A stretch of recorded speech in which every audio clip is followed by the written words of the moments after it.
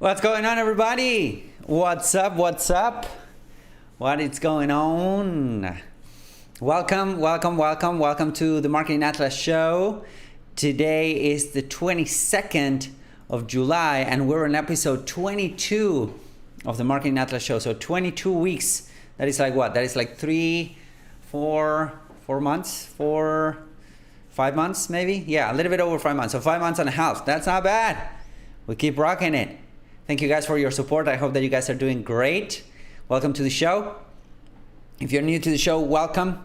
If you're watching this for the first time and you're wondering what the heck is going on, the main idea of this show, the goal, the objective of this show is to help you guys with as many questions as possible when it comes to digital marketing, when it comes to advertising, paid media, when it comes to getting more clients online. And that's basically the goal of this show. And if you have been here for a while, thank you for your continued support. I really do appreciate that. If you have questions that you want my input on them, go to marketingatlasshow.com. That is marketingatlasshow.com, and I will be more than glad to answer you, to welcome you to the show, and to actually answer your question.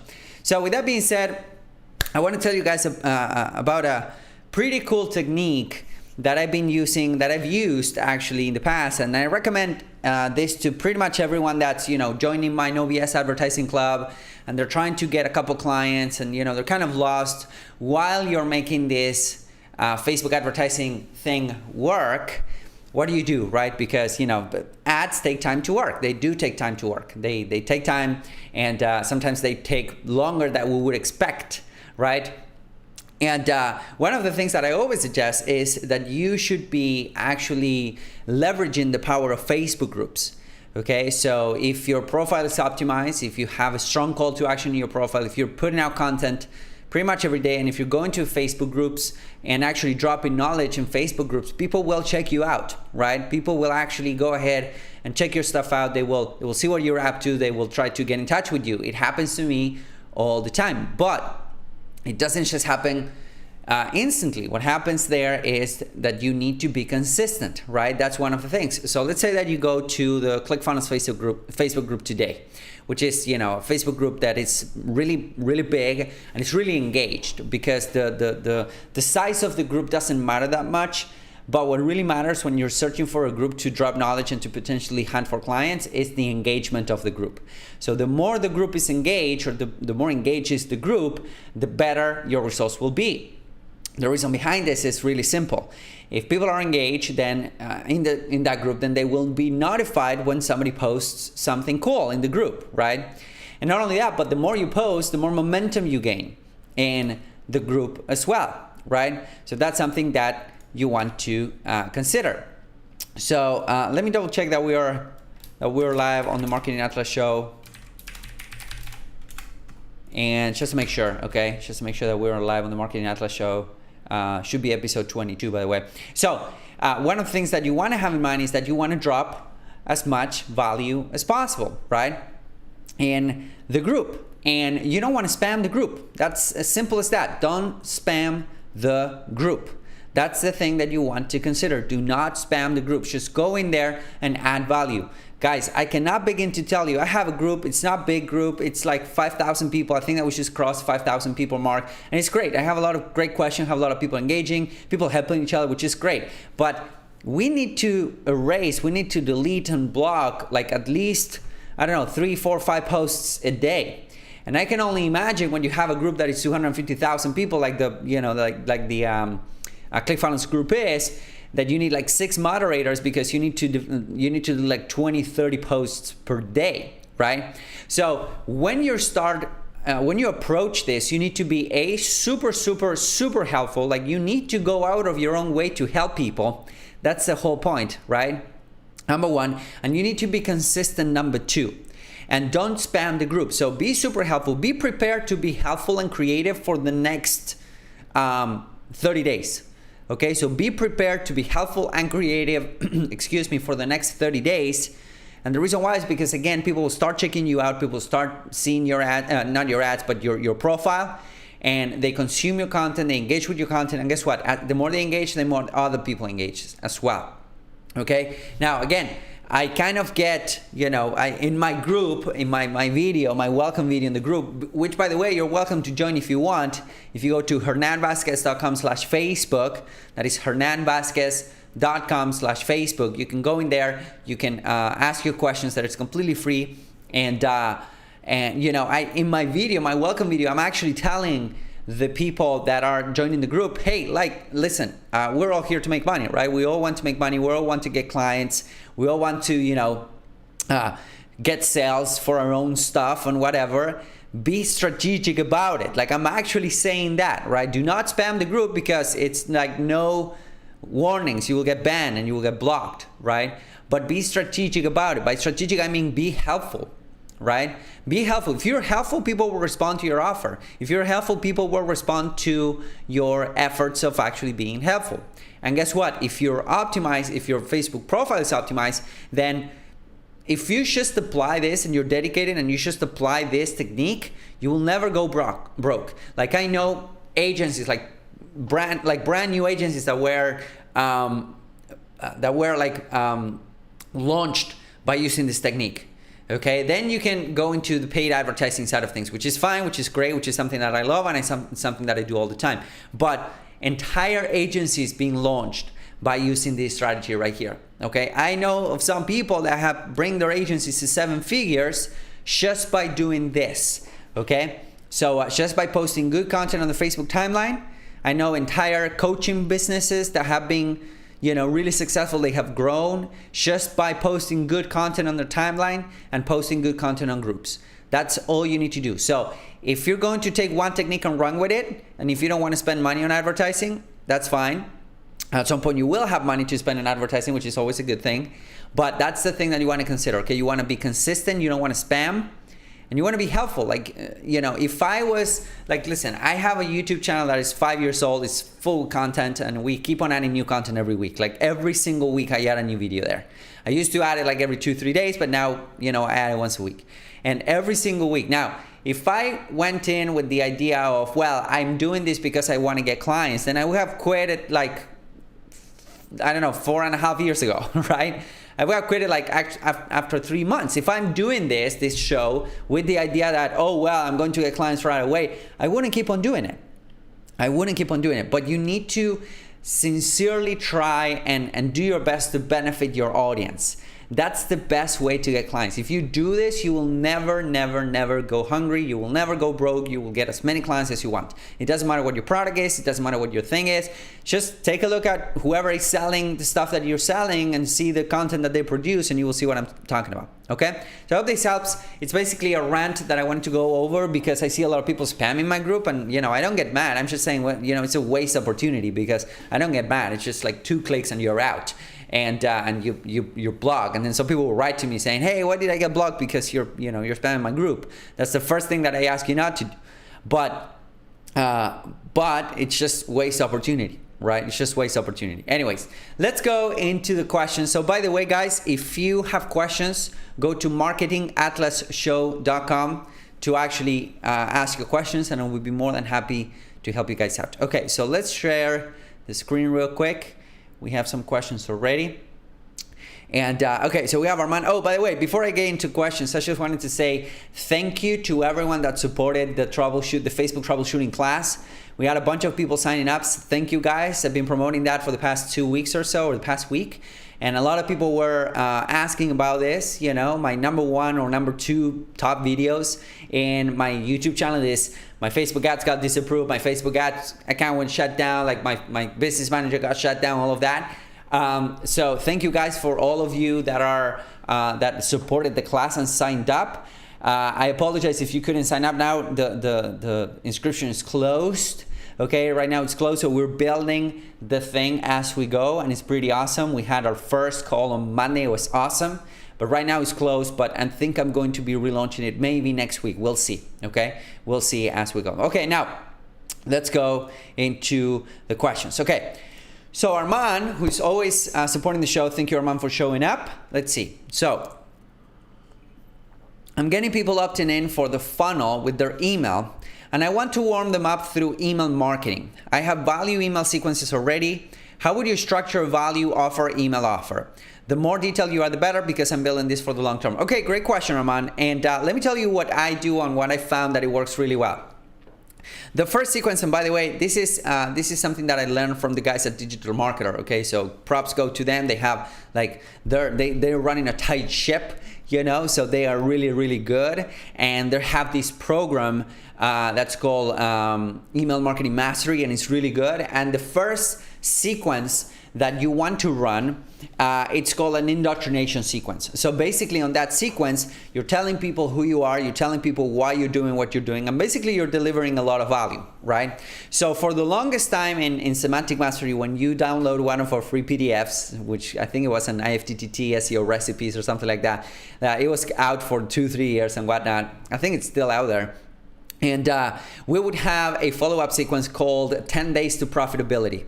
It was really good because it was 10 days to profitability, which is Bradley actually talking about how you can get profitable in 10 days, like how you can actually build your brand and build your agency in 10 days. I have something similar. It's not 10 days, it's actually 5, but I'm telling you, like right now we have a 7-day, not a 5-day, but a 7-day sequence on how to avoid getting your ad account shut down.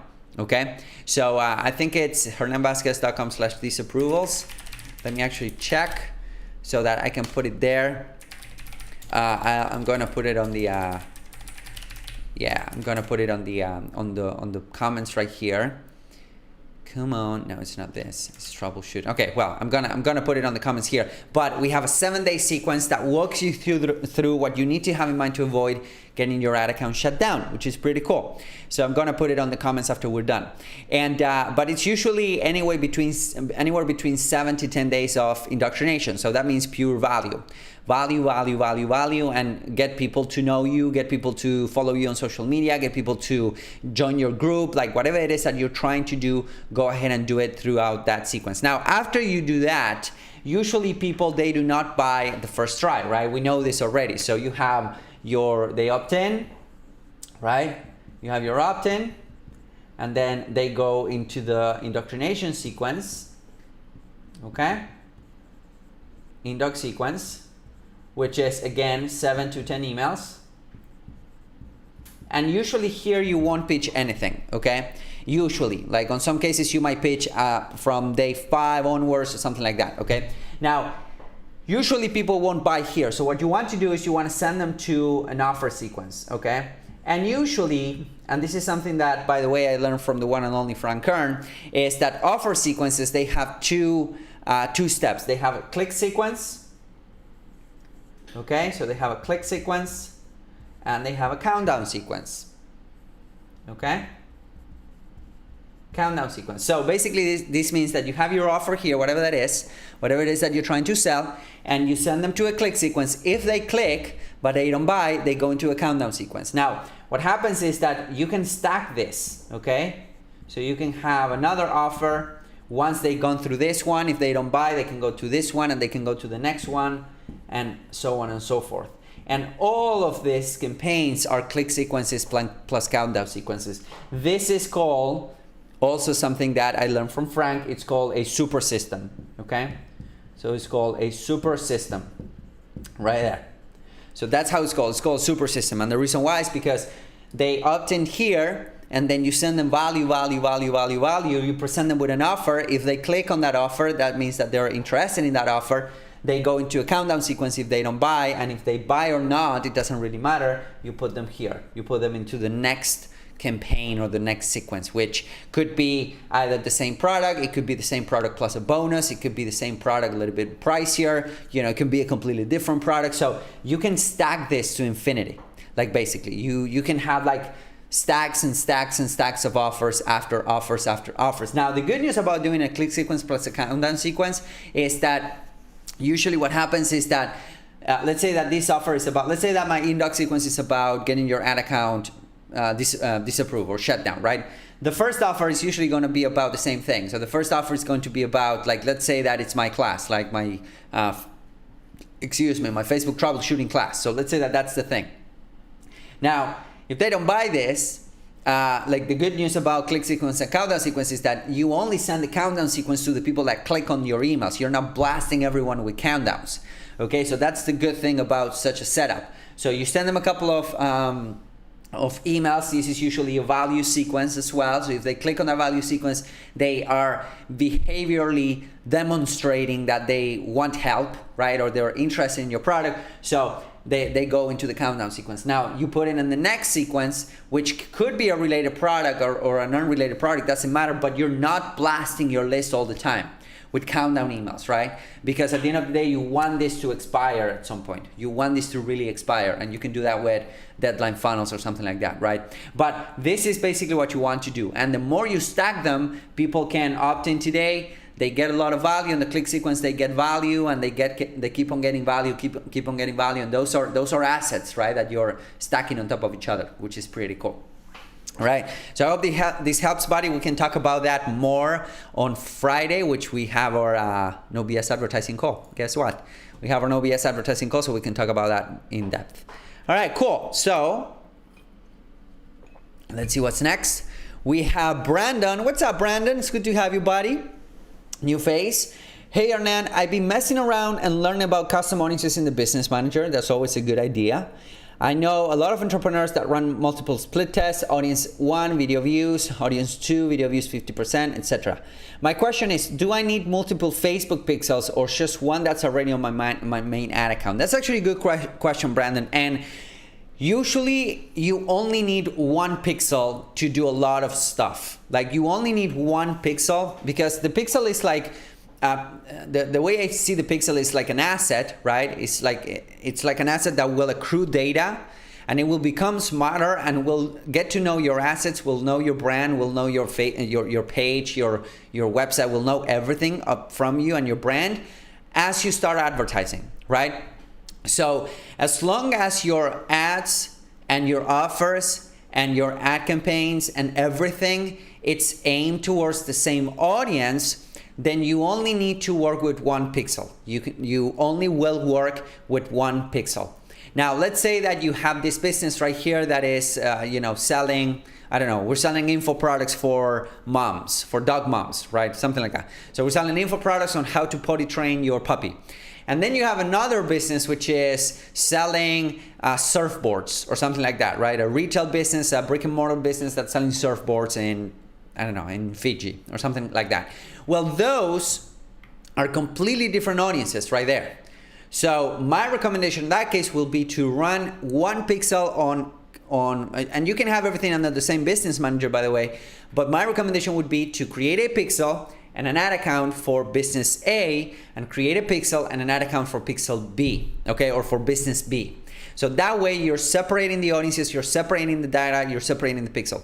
On your case, since your idea is to only do split tests, but according to what I think or what I'm assuming is that you're going to be serving ads to the same audience over and over again, that basically means that you only need one pixel, period. Okay, so with one pixel, you can do a lot of the good stuff. So with one pixel, you can do a lot of the good stuff, and you can split test different audiences and do a lot of stuff, but you only need one pixel, which is the pixel that's going to be in your ad account as well. Okay, one of the things that we talked about on Monday on this class that we put together is how to structure a business manager in order to protect it, how to protect your data, how to protect your business manager, how to protect a bunch of stuff. And we're going to keep talking about how to protect your ad account, how to protect your ads, what to do when you get disapproved, and we're also going to be sharing some ad sets, some templates actually, disapproval templates. So if that is something that you're interested on, just DM me and I'll send you more information when we open it back up. Okay, cool. So and by the way, I just got a new keyboard and this is so awesome. So it's a mechanical keyboard. So let me show you guys how it sounds. Sounds pretty good, right? It's a mechanical keyboard, I just got it. It's pretty awesome.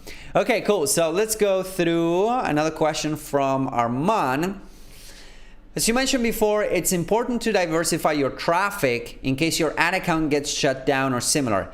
If someone is doing Facebook ads, how and where would you diversify the traffic? That's actually a great question, Arman. And yes, I said before that if you're depending heavily on one source of traffic, which I know that a lot of people are listening to this show and listening to my podcast and whatnot, they do. that's fine, but you want to have contingencies in place. The least you depend on one source of traffic, whatever that is, the stronger your brand becomes. Okay, so I used to work a lot with SEO clients, like back in the day, a couple years ago. I used to do a lot of SEO, and it happened the same thing happened to them. Like Facebook, or rather Google, on that case, changed the algorithm, and bam, they were gone, and their business was completely dead. On Facebook, something like that could happen, right? Your ad account gets shut down, your business manager gets shut down, you're personally banned from running ads and all that, and that dries up the traffic. So what do you do, right? Okay, so the first thing that I do is that if you're heavily depending on Facebook to actually get your traffic, that means that you probably have a lot of traffic coming in, or a decent amount of traffic coming in. Okay, so the first thing that you want to do is what you mentioned before, putting together a list. This could be a list of clients, this could be a list of subscribers, this could be a list of whatever, right? Putting together a list, but putting it together a list is not enough. You need to build a follow-up sequence, which is this right here. Okay, one of my good friends and partner, Adam Moody, he focuses on grabbing like e-commerce stores that they're making. I think that the least that he's looking for is like 30 grand a month. So if they're making 30 grand a month on an e-commerce store, he will deploy this on the back end through emails, and he will make, he will make them a ton of money. So he deploys this for clients, and he will rack in like 30 to 35 to an additional 40% revenue, which is insane, right? So you were leaving 30 to 40% of revenue on the table just because you didn't send an email, okay? Which happens with a lot of e-commerce stores. But anyways, putting together an email list is really, really important. But not only putting together, but actually setting this all up. Setting up the follow-up sequences, setting up, the relationship. And even if you're sending like an email a week, it doesn't matter. You don't need to go all techie like this. You just need to have something in place.